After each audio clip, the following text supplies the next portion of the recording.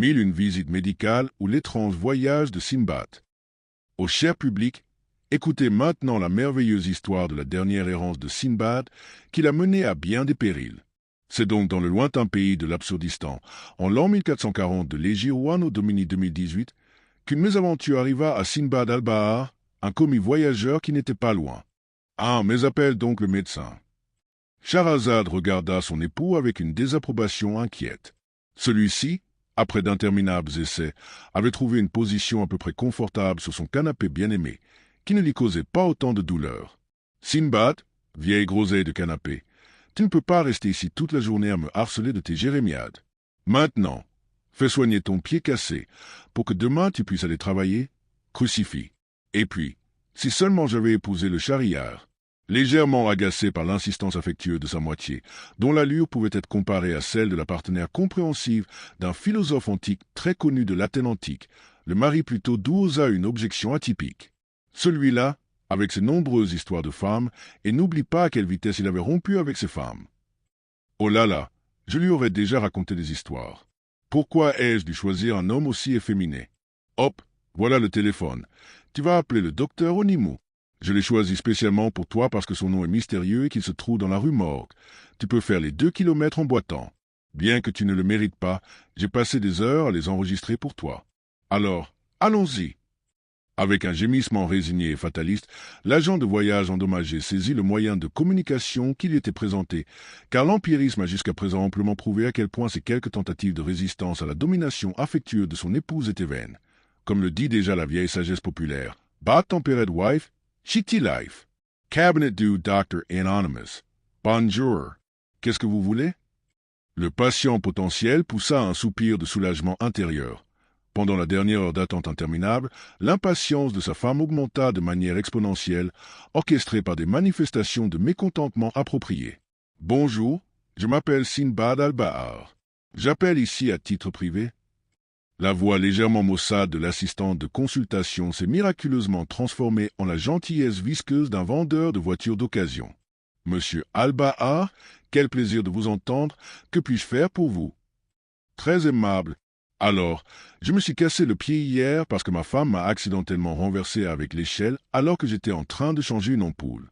J'étais encore aux urgences hier, on m'a fait une radiographie au bout de 3 heures, puis on m'a renvoyé chez moi au bout de 2 heures avec un bas orthopédique en guide de bandage de soutien provisoire.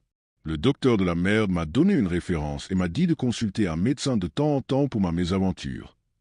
Pauvre homme! Mais ne vous inquiétez pas, nous avons ici dans notre cabinet d'excellents produits orthopédiques à des prix raisonnables. Vous ne voulez pas venir tout de suite? Merci beaucoup, je me mets tout de suite en route. Il y a encore une petite formalité.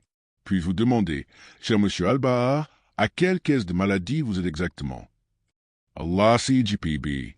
Quoi? À la Caisse générale des petits bourgeois? Vous y êtes assuré volontairement. Le ton de l'assistante de consultation, dégoulinante de fausse politesse, montrait des signes de légère confusion. Non, légal. Quoi? Alors là, c'est le comble? Vous avez pourtant dit que vous étiez assuré en privé. Espèce de voyou. Le marin expérimenté des océans infinis de bas-fonds familiaux, sans doute éprouvé par les accès orageux et perfides d'une épouse capricieuse, décida de reprendre son cap qui avait fait ses preuves dans bien des intempéries. Je vous prie de m'excuser, c'est ma faute. Je voulais simplement dire que je vous appelais en privé, de chez moi et non de mon travail. Pardonnez-moi. Vous pouvez vous passer de vos excuses de 3e classe et cousues de fil blanc. C'est typique de ces gens-là. Le patient de la caisse d'assurance maladie avait déjà surmonté bien des tempêtes et a su éviter cette vague monstrueuse. Pardonnez-moi, je suis un tel idiot. Pardonnez-moi ma bêtise. Pendant ce temps, l'épouse aimante suivait les manœuvres bien connues de son héros endurci de la pantoufle et souriait avec une suffisance maussade. En revanche, l'aimable assistante de consultation tomba dans un marasme de mauvaise humeur devant un tel art de la navigation. « D'accord, espèce d'intello, je ne veux pas être comme ça. Le monde est tout de même plein d'idiots. » Heureux d'avoir survécu à cette mer perfide, le maître de cette mer tenta de reprendre le cap initial. « Merci beaucoup, ô mère miséricordieuse du pardon. Alors je serai chez vous dans un quart d'heure au plus tard. » Mais, chers auditeurs de notre histoire aventureuse, le destin est parfois irrémédiablement impitoyable. Ainsi, Malgré les talents de pilote de Sinbad, le navire des soins médicaux s'est échoué. Un instant, ne vous précipitez pas. Je viens de voir que nous n'avons malheureusement plus de rendez-vous aujourd'hui. Quel dommage! La moquerie mâle dissimulée dans la voix de son interlocutrice n'a pas découragé l'ours expérimenté des mets hautement émotionnels. Oh, pardon, je me réjouissais tellement de pouvoir visiter votre prestigieux cabinet aujourd'hui. Puis-je humblement vous demander quand je pourrai venir vous voir? J'apprécie tout de même à sa juste valeur la peine que vous vous donnez, très sincèrement. Vous qui écoutez des récits amusants et peu exigeants, vous avez peut-être compris que les paroles du marin contenaient un certain sarcasme, mais que cette aide de la consultation, semblable à celle des Gorgones, ne l'a pas tout à fait reconnu dans sa sagesse. Vous ne le méritez pas, le pauvre, mais je vais voir où je peux vous glisser. Ah, on peut transférer le meunier, il ne vivra plus longtemps de toute façon. Nous y voilà, le 02.05, à 8h30 en l'an de grâce 2025. Un vrai rendez-vous premium pour les patients de l'assurance maladie. Même s'il n'est que provisoire, il peut encore être repoussé. Chère madame, ai-je bien entendu 2025. Ne me remerciez pas, je ne suis pas très friand de lèche-bottes. Si vous m'apportez demain une enveloppe avec le signe de votre appréciation, cela suffira amplement, mais il faudrait déjà que ce soit 50 €. Et maintenant, j'ai perdu assez de temps avec vous. Malgré la fin de la conversation, Sinbad, qui tenait encore le combiné avec anxiété, raconta son naufrage, assuré par la loi, de la mer originelle de tous les cyclones. Mais, cher public, Allah est miséricordieux envers les misérables. Le naufragé n'eut droit qu'à un regard de mépris infini et à des conseils de sagesse sifflante. Quelle mauviette! Tu vas appeler Aladdin. Il connaît bien des médecins et peut te conduire partout avec un pneu chaud comme le vent du désert. Mais maintenant, dépêche-toi, sinon je vais devoir m'acheter un nouveau rouleau à pâtisserie parce que ton crâne est si dur. Vous, les auditeurs, avec ou sans laisse, devrez peut-être savoir que certains Athéniens moqueurs ont fait remarquer que Socrate, déjà mentionné, avait enseigné la ciguë pour ainsi dire de son plein gré, afin d'échapper aux hurlements incessants de sa moitié. Mais ce n'est qu'une parenthèse. Sous le regard basilique de son épouse affectueusement inquiète, le vainqueur des marées sentimentales, durement éprouvé, composa le numéro de téléphone de son cousin en tremblant. « Bonjour, c'est Aladdin Al-Misbah Al-Siriu, achat et vente de luminaires anciens. Vous appelez en dehors de mes heures de bureau, qui sont sur rendez-vous entre le lundi et le vendredi.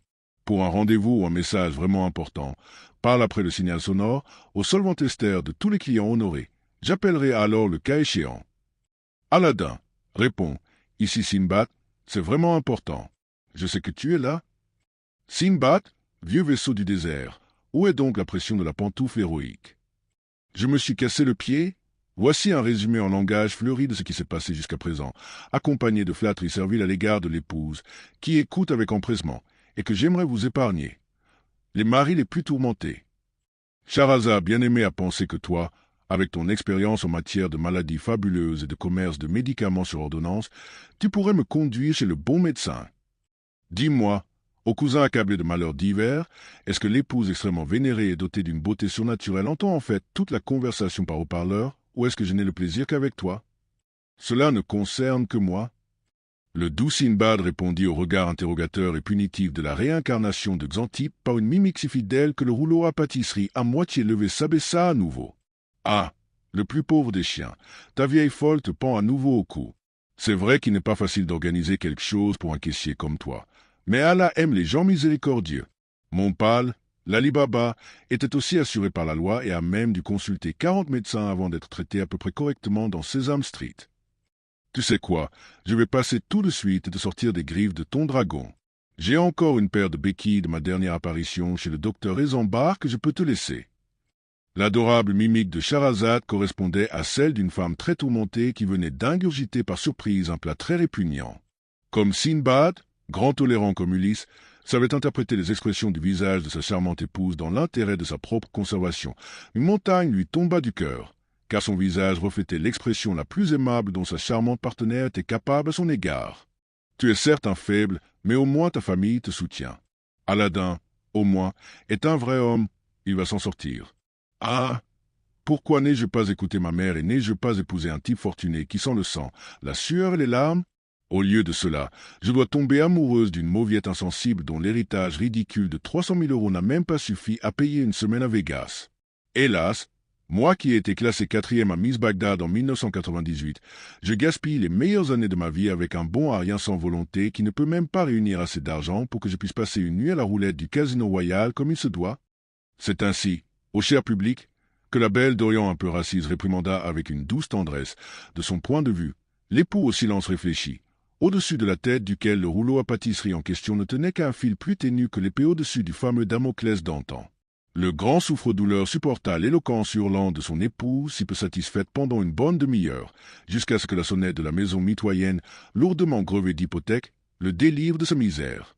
Comme vous l'aurez compris, au le plus attaché de tous les auditeurs dotés d'un mariage, Sindbad s'empressa de répondre à l'appel de la délivrance et introduisit rapidement Aladdin, pas très grand mais très viril, du moins en ce qui concerne la transpiration, qui sourit victorieusement à la sirène désormais silencieuse. « Je te salue, ô Père de l'Orient.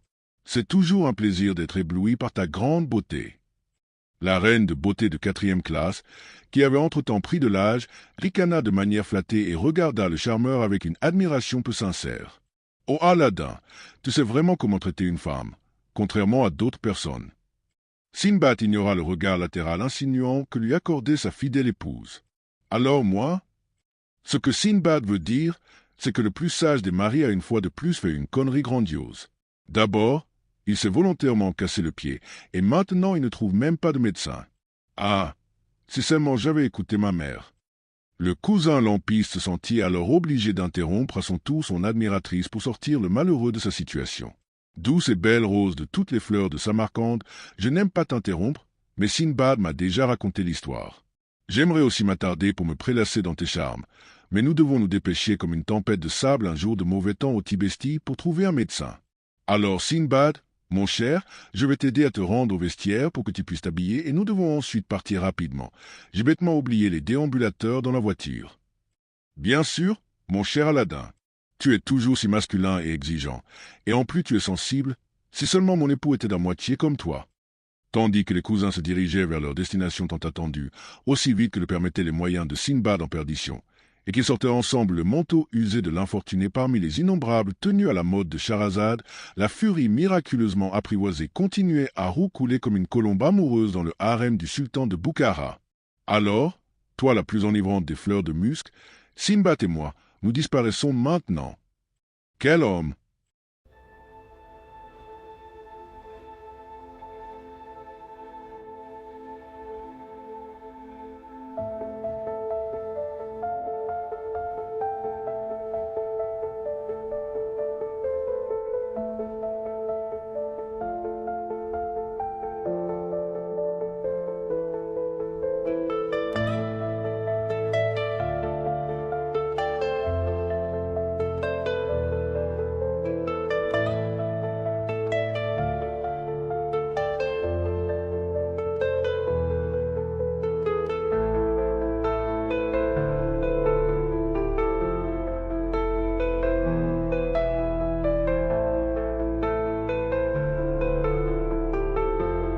Deux, ta vieille n'a vraiment aucun respect pour toi.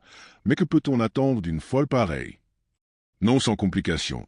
Les cousins étaient parvenus jusqu'au Pernod Jean Poli comme un sous-neuf d'Aladin et venaient de se préparer à conduire. Elle n'a pas toujours été comme ça et en plus, c'est une vraie beauté issue d'une bonne famille. Tant que tu pouvais financer sa dépendance au jeu, tout allait probablement pour le mieux. Bien sûr, son père est influent et aime déjà beaucoup sa fille, mais même lui a coupé les vivres il y a des lustres. Laisse-toi dire. À l'époque, ils étaient déjà bien contents de lui trouver un mari qui, en plus, ne manquait pas de moyens. Tu te trompes, nous nous sommes mariés par pur amour. Ah, Sindbad, tu es trop bon pour ce monde. Mais pour ce qui est des affaires, je ne connais que 3 cabinets avec des heures de consultation ouvertes et dans lesquels les patients de l'assurance maladie ont une chance. Je ne peux pas me rendre dans 2 d'entre eux, car ces oiseaux rancuniers sont probablement encore fâchés des placebos que je leur ai vendus au noir comme médicaments sur ordonnance. Je ne peux vraiment pas te recommander le 3e. Nous allons d'abord voir le docteur Kazim. Il traite tous les patients de la même manière. Comme vous pouvez certainement le comprendre, vous qui aimez les contes de fées, Sindbad et son parent compréhensif voyagèrent à travers les vagues tumultueuses de l'effroyable trafic du centre-ville, le grand Duldé sachant manier le GPS et le vendeur de lampes rusées profitant habilement des lacunes qui se présentaient pour mener rapidement ses compagnons à la destination souhaitée. Une fois arrivé, le fidèle Aladdin a guidé le blessé jusqu'à l'ascenseur pour le laisser affronter son destin à l'aide de déambulateurs peu coûteux. Arrivé au deuxième étage, le voyageur qui a traversé plusieurs océans de malheur entra dans le cabinet du médecin juste et boita courageusement jusqu'à l'enregistrement. « Bonjour, je m'appelle Sinbad al-Bahar. Je voudrais votre numéro, s'il vous plaît. » Une dame assez impressionnante, ornée d'un badge sur lequel figurait l'inscription Madame Oiseau-Roc, regarda le demandeur discret avec la sévérité affamée d'un maître d'école sadique d'antan qui avait l'intention de châtier l'un de ses élèves à coups de bâton. Quel numéro alors?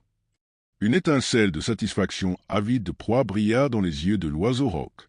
Encore un hypocondriaque qui se retrouve dans le cabinet et qui pense pouvoir passer en premier. Nous avons ici des gens avec des numéros tirés au sort qui attendaient depuis 5 heures du matin devant notre cabinet et qui n'ont pas encore eu leur tour, point, vous devriez avoir honte de vous. Mais j'ai un pied cassé. Ah oui? Nous avons ici des clients permanents incurables qui ont toujours de terribles douleurs fantômes avant de travailler particulièrement dur. Ne vous plaignez donc pas. Pourquoi peuvent-ils se procurer son numéro en réserve et pas vous? Basta, sans numéro, rien ne marche ici. L'habitué des écueils les plus redoutables comprit qu'il devait se résigner à l'inévitable. Chère madame, où puis-je trouver vos numéros? Un sourire triomphant se dessina sur les lèvres de la créature impitoyable. Où obtient-il les numéros? Demande-t-il. D'une part, c'est secret et d'autre part, nous n'en avons plus depuis 1 an. Mais vous, le simulateur, vous devriez vous retirer maintenant, ou dois-je vous faire sortir moi-même? Ce serait d'ailleurs avec plaisir.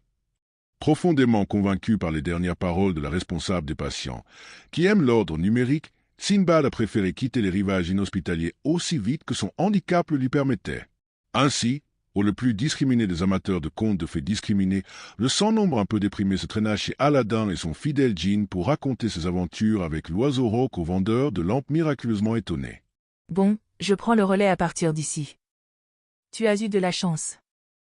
La Roc était autrefois une attrapeuse de boue, avant son opération, videur au testicule bar. Elle devait être encore de bonne humeur, sinon le monstre t'aurait au moins cassé l'autre pied. Je suis vraiment désolé, cher cousin, les numéros n'existaient pas encore à mon époque. Je pourrais t'en obtenir un, mais il faudrait que j'utilise mes contacts et cela prendrait quelques jours. Désolé Aladdin, mais je préfère m'en passer. Ne pouvons-nous pas aller au deuxième cabinet et ne peux-tu pas m'administrer encore un peu de ces bons analgésiques que tu m'as donnés avant de partir? De la bonne cam, hein. Dommage qu'il soit interdit en Absurdistan. Je regrette bon cousin, encore une dose et tu seras aussi défoncé qu'un kamikaze avant le grand boom. Oups, mais je peux déjà supporter la douleur. On peut y aller maintenant? Très bien. Le prochain sur la liste est le docteur Ifri, au moins il traite aussi les assurés légaux s'ils sont sérieusement malades à ses yeux. Est-ce que tu as un smartphone au fait? Plus maintenant. J'ai dû le déplacer pour payer les dettes de Charazade à la salle de jeu locale. Pourquoi tu demandes? Cela peut prendre du temps avec le docteur Ifri, cher cousin. J'ai encore quelques deals à faire et j'ai vraiment besoin de polir mes lampes. Voici un de mes bons prépayés. Il y a encore 5 € dessus, ça devrait suffire. Appelle-moi juste quand tu auras fini ou quand la secrétaire de consultation annoncera l'heure dans l'après-midi. Pourquoi ça? Mon cher Sinbad, tu t'en rendras compte.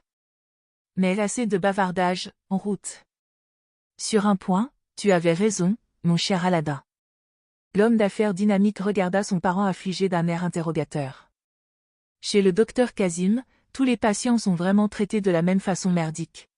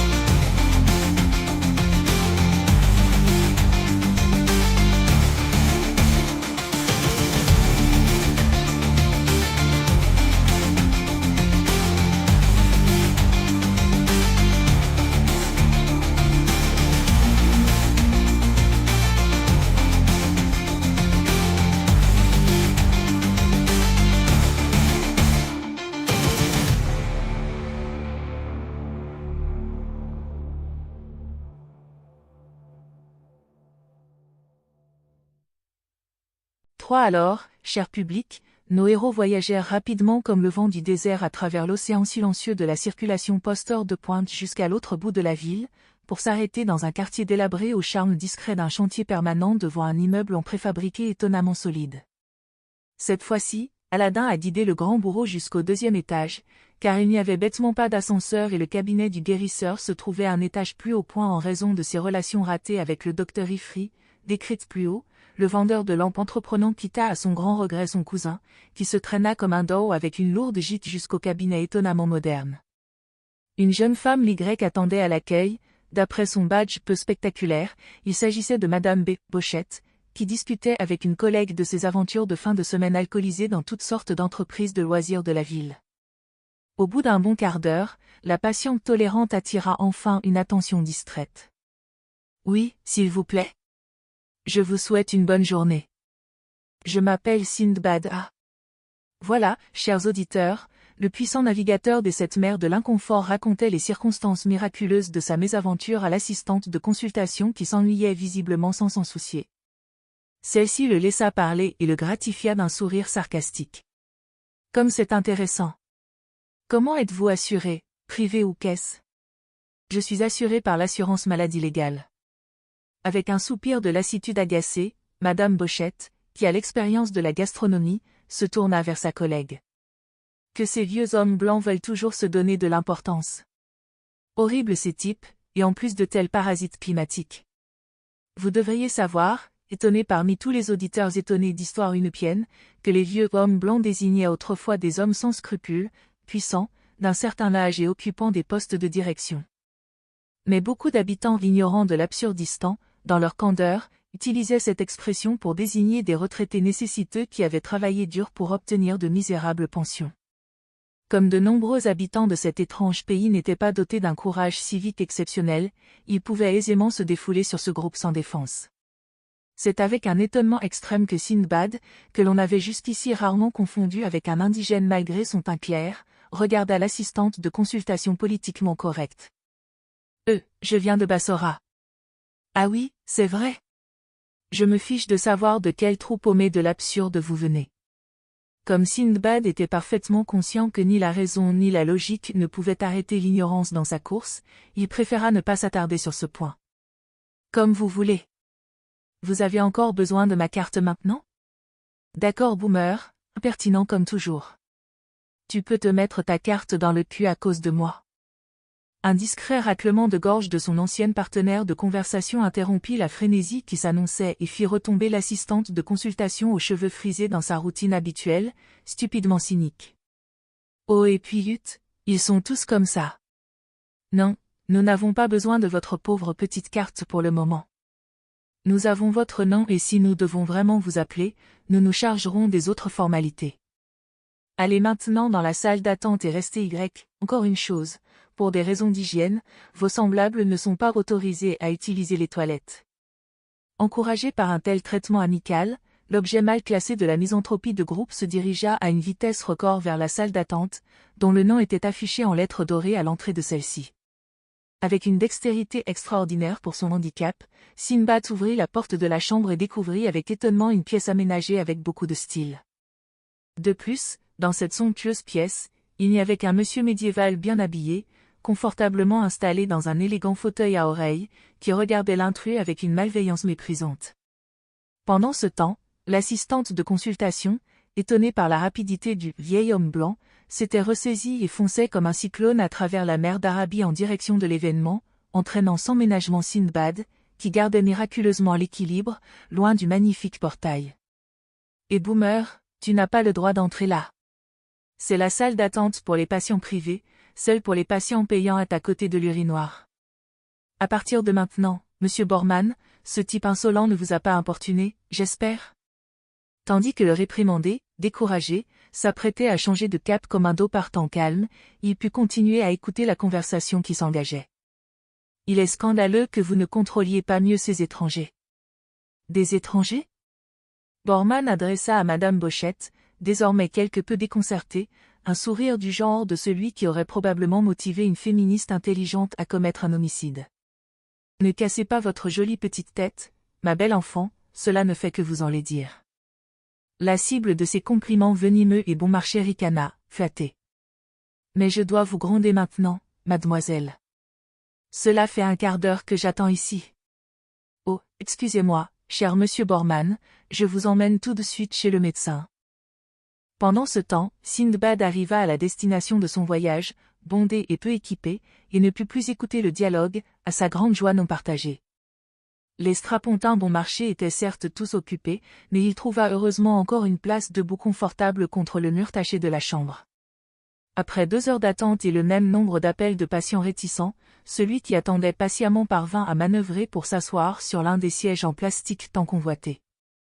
Entre-temps, un nombre considérable d'occupants avaient quitté la salle d'attente pour aller faire leurs besoins à l'extérieur du cabinet, en raison des latrines interdites. Une fois dehors, ces malheureux se voyaient interdire en jurant l'accès à l'antichambre du paradis des soins médicaux de base par l'assistante de consultation politiquement correcte. Heureusement, Sindbad n'a pas eu ce genre de problème, car son épouse aimante détestait qu'il se rende aux toilettes communes et sa vessie était donc bien entraînée. Malgré ces sorties, la pièce ne se vidait pas beaucoup, car de nouveaux arrivants pénétraient régulièrement dans la « chambre des horreurs ». 5 heures passèrent ainsi, de la manière décrite, jusqu'à ce qu'une femme étrangement sereine, Madame Bochette, entre dans la pièce. « Alors, les gars, laissez-moi vous dire qu'il est maintenant 17 heures pour la meute. » Comme sur commande, environ la moitié des patients se sont levés et ont quitté la salle d'attente et le cabinet sous le regard sévère de l'horloge, qui a étouffé tout commentaire d'un regard menaçant. Après cet étrange exode, la surveillante tourna elle aussi le dos à ceux qui restaient en ricanant. Légèrement désorienté, le traversant de certains océans de confusion a pris en compte les paroles de son cousin et a agi en conséquence. « À Sindbad, on t'a annoncé l'heure ? » ?»« Oui, mais pour une raison ou une autre, la moitié des gens se sont enfuis. Bien sûr, ils ont déjà leur expérience avec le docteur Ifri, mais ne t'en occupe pas. Donc je serai chez toi dans 1 heure, on se retrouve en bas. » Après que son cousin eut brusquement interrompu la conversation téléphonique, le grand duelliste attendit encore 3 bons quarts d'heure, sans qu'aucun appel de patient n'ait encore lieu. Finalement, l'assistante de consultation entra à nouveau dans la modeste salle d'attente en réprimant difficilement son hilarité. « Voilà, c'est fini pour aujourd'hui. Vous pouvez tous rentrer chez vous et revenir demain. Alors sortez maintenant. » Comme nous l'avons déjà mentionné, la miséricorde personnifiée avait un regard de gorgone méchant et que les occupants restants n'étaient pas en très bonne condition physique, l'indignation des patients refoulés resta humblement limitée. Sindbad, en revanche, heureux d'être sorti de cette aventure sans autre blessure, s'empressa de répondre à l'appel de la sirène Bochette.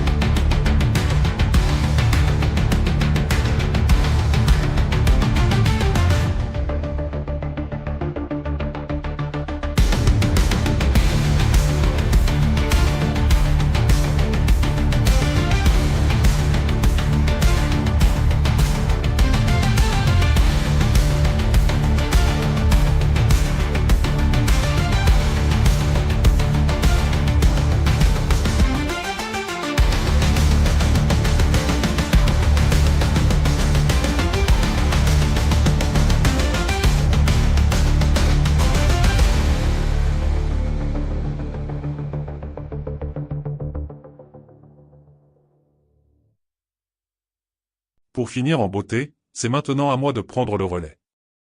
4. C'est ce qui arriva à l'explorateur des océans infinis de ténèbres humaines, compatissants auditeurs.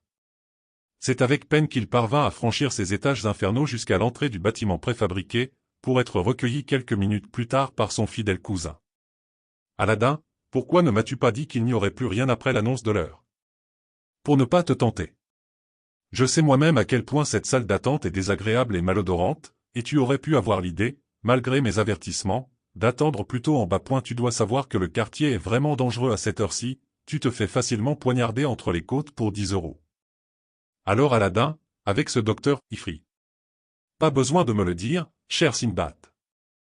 Je sais ce qui se passe là-bas, mais il y avait au moins une petite chance que tu sois soigné. Et maintenant? Je suis vraiment désolé, mais tes chances n'étaient pas bonnes de toute façon. Aladin, tu avais mentionné un troisième cabinet? Tu ne veux quand même pas sérieusement aller chez Agnès Chindé, le sans-tête? Je ne peux vraiment pas te faire ça. Ce type t'écorchera vif avant même que tu n'aies échangé 2 mots avec lui. Point de plus, ses méthodes de traitement sont dangereuses, voire mortelles. Tu n'imagines pas ce que Charazade me ferait si j'osais revenir sans rien faire. Avec un regard compréhensif de pitié miséricordieuse, le bon cousin hocha prudemment la tête. Bon, d'accord. J'ai peut-être une idée qui pourrait marcher. Heureusement que sa soif d'argent l'emporte sur la paresse de ce type, car il est ouvert jusqu'à 20 heures, alors, chez le vieux Chindé Agnès.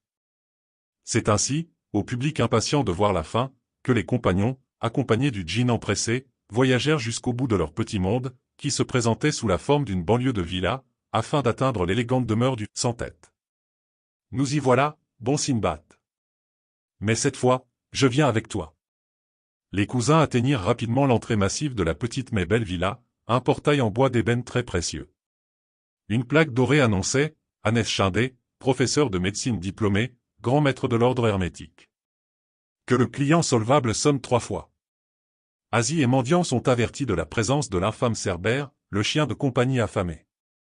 Avec un sourire malicieux, Aladin actionna la sonnette dorée, tandis que son cousin prudent le regardait d'un air dubitatif.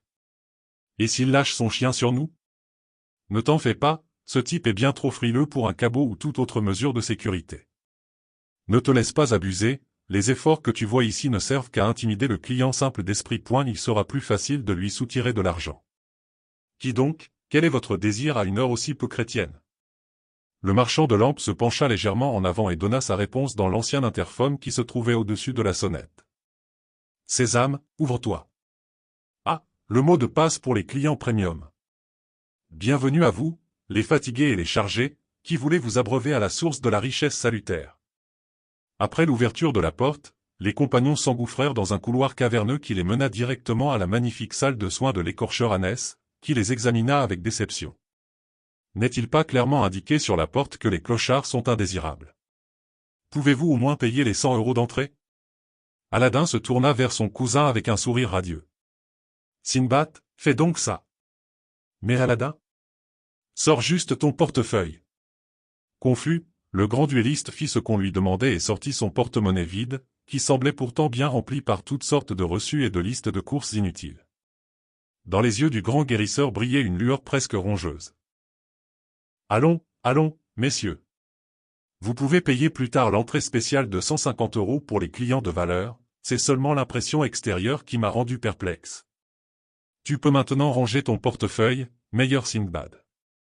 Professeur Chindé, mon cousin s'est bêtement cassé le pied, que pouvez-vous me conseiller? Le scintillement s'est transformé en une étincelle de cupidité. Oh, j'ai une cure de biotransène pour quelques milliers d'euros ou une guérison spirituelle par imposition des mains pour un prix discount de seulement 10 000, mais en or ou en francs suisses s'il vous plaît. Il y a.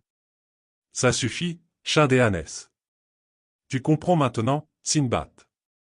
Le vendeur de lampes plein de Russes se tourna alors avec insistance vers le grand maître hermétique qui soufflait avec indignation. Alors, charlatan, mon ami Ali Baba me demande de te saluer. Il se demande s'il ne devrait pas te rendre visite à nouveau. Tu sais, je peux l'en dissuader. Tout dépend de toi. Tremblant, le prédateur hermétiste s'est littéralement effondré, son visage prenant la couleur d'un mur fraîchement blanchi à la chaux. Ces messieurs m'ont mal compris, bien sûr que tout cela est gratuit pour les amis de Monsieur Baba. Allah est avec les humbles et je ne veux pas non plus m'attarder ici. Tu as bien des Aircast Walker sur mesure? Tu devrais en avoir, sinon Ali va devoir te parler sérieusement. Quelle est ta pointure, Sinbad? 43. Alors du 43, s'il vous plaît. Ça vient, messieurs, tout de suite. Ainsi motivé, le bourreau Agnès se présenta quelques minutes plus tard avec le produit souhaité, une sorte de botte orthopédique pour les chevilles cassées. Voulez-vous que je mette l'Aircast à Monsieur Sinbad? Je le ferai vraiment avec plaisir. Le vendeur de lampes, satisfait, secoua la tête en signe de négation. Non merci, je ne veux pas que mon cousin se fasse encore amputer le pied. Nous allons le faire nous-mêmes, viens Sinbad, il est temps de partir. Le vainqueur de la mer d'incertitude et son fidèle parent quittèrent donc la caverne des brigands et entreprirent un retour peu périlleux vers les eaux connues. La femme de Sindbad, fidèle et impatiente, lui pardonna sa longue absence en grinçant des dents, car elle avait l'intention de passer au moins une demi-journée dans la salle de jeu locale à s'adonner à son vice en vendant son époux Ercast, Endwell, Allwell.